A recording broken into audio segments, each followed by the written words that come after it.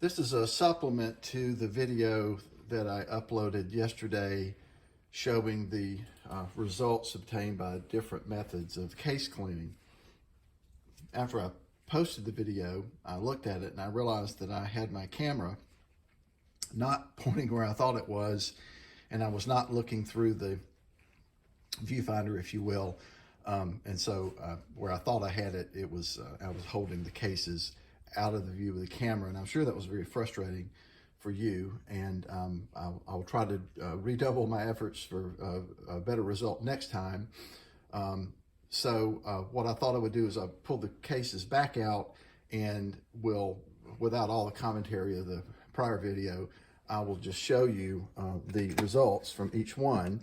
And without further ado, so first we had the cases that I simply put into a little container of soapy water, shook them around and let them soak for a little bit. And you know, I'm sorry, that came from somewhere else. So these cases, I'm trying to get where we can see the light, let the light shine. I've got a couple of lights here, and it's just really difficult to get the light to shine where the camera can see. But these cases are, you know, if they had been sandy or muddy, this would be, you know, fine. But maybe you can see there, they're still, you know, we'll expect them to be really clean on the inside just from that soap. All right, so that's, you know, that's on the shoestring, you know, just doing what's really necessary. That's what you get. Not bad, all right, and it's free, so what, you know, you got your money's worth, right? Now, these are the cases that were cleaned in the ultrasonic, and I gave them a couple of, you know, 3-4 cycles really too, and they are perhaps a little bit better. And as I said before, you might get a better result if you use the type of solution that is designed for case cleaning. What I've got is, you know, just really for cleaning gun parts. This is what I use my ultrasonic cleaner for. So you might get a little bit better result with the dedicated special solution, but I still am not really impressed with ultrasonic for case cleaning. All right, so next is the vibratory tumbler, the dry tumbler with I used crushed walnut media. And to get a better result, I actually ran these for a while. I put the tumbler outside for, you know, to avoid lead dust exposure, as I mentioned, and I just let it run on the porch, you know, for, I don't know, maybe 3 hours, right? All right, so they're a little bit shinier, a little bit cleaner on the outside, and then on the inside, I don't know that there's a lot of difference between this and the ultrasonic, maybe a little bit better, but there's nothing, you know, the media is soft and, you know, it just kind of rolls around in there, and I'm sorry for the shaking the camera. It just doesn't get a good purchase, you know, on the inside of the cases. But do you care if the inside of your cases are clean? You know, maybe not. So I think the dry tumbler, and I used no tumbler for years, but when somebody gave me a dry tumbler, and I thought, you know, it did a pretty good job for what it is, and you can just throw the empty cases in there and run it, and, you know, sift them out, and you're done. That's really pretty simple. And I think the one that after I gave away, I bought a Frankfurt Arsenal or Armory, whatever the name is, dry tumbler with a media sifter that's on top of like a 5-gallon bucket, and it was a bundle, and I want to say it was like $55 or something. So I bought that because I wanted a way to separate. I'd been using two. When I had the hand-me-down tumbler, I just got these two, still have them, colanders from Dollar Tree, and I would, you know, put the cases, I would dump the contents of the tumbler into this and just make a clamshell, right, and just shake it, and that, you know what, that worked. But I thought the dedicated one would be better, just a little better, so I bought that, and then I handed down the hand-me-down tumbler to another new cowboy shooter. So I think for the money spent, I would say that's the best bang for the buck. It's not free, which is, you know, soak it in soapy water is free, but I think it's a pretty good compromise, and it's less labor intensive than the wet tumbling. Okay, so wet tumbling. This is the Na Plus Ultra. These are 4440 cases, and as I explained, I lubricate these cases a little bit to load them, and then I often shoot them with black powder, which makes them really grungy. So I wanted the best cleaning power I could get for these. A, expensive, B, hard to replace. I mean, they're not even available right now from Starliner until they gear up to do another production run. So you have, I don't know what more to say about it.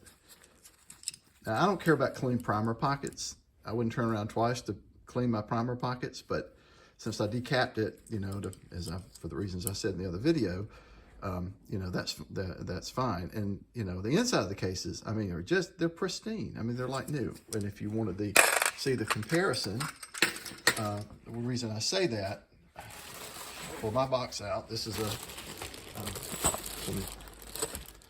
Cowboy 45 Special cases that I ordered from Starline, direct from Starline. It took about 9-10 months to get them because, again, they don't have them in stock all the time. But anyway, this is virgin brass. I mean, this came right out of the Starline's factory. It's never been loaded. So this would not be reloads, right?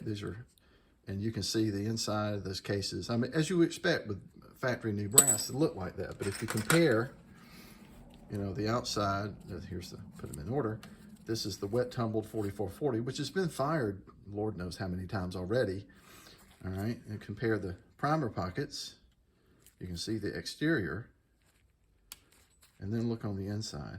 I mean, it's hard to get that light to shine in that deeper case, right? But, I'm standing here holding it, and there's no difference. I mean, it's just as clean as the virgin brass, so you couldn't do any better. But that's, as we often do, we kind of go from left to right, when we go up in cost and complication.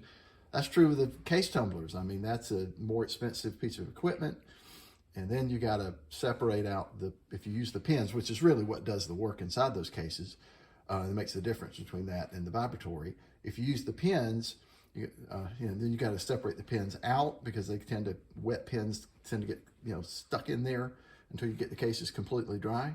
And then, you may want to dry the cases as well. So that's another step, maybe another expense if you don't dry them in the sun or dry them in a toaster oven or whatnot. So more steps, more labor, but when you need your cases, when your cases are, when you have a reason for doing it, then I think it's up to you whether you think the reason justifies the expense and the extra labor. For me, it does. For these cases, for that powder, it does. Your mileage may vary, as I often say. So you do you and decide what's important. But as a new reloader, and this is what this video series is for, give you something to look at. Look, that's a 4440 cartridge that I've loaded from some of that nice brass there. That's a smokeless. I use a coated bullet for smokeless to be able to tell them from my black powder substitute cartridges, for which I use an unplated or uncoated lead bullet to be able to tell them apart even if they're out of the box. So isn't that interesting? Yes, it is. But anyway, if you're just starting out on a shoestring, that's why I wanted to emphasize. And again, I don't see some of these things talked about online. And I'm like, hey, another point of view, if you're trying to save money and you don't have to buy everything at once, focus on the necessities, what you need. And let's cover that. And let's figure out the most economical, efficient way, not just necessarily the cheapest, but the efficient way to do it. And if there's a do-it-yourself solution or something else that's inexpensive or literally costs nothing, let's look at that. And that's something, as you're, again, spending money on gear and everything else will hopefully help you. That's why I'm doing this. I'm trying to help new shooters. That's what I like to do. All right. Again, sorry for it's not supposed to apologize when you're public speaking, right? But I'm sorry for the quality of that last video, not being able to see what you tuned in to see, right? So I thought I would, rather than just undo that video, I'll do this one. And I said it would be quick, and it's almost 10 minutes. And that's because I just go on and on. Apologize for that. Oh, I've apologized again. I'm not supposed to do that. So thanks for tuning in. Thanks for your patience, and see you on the range.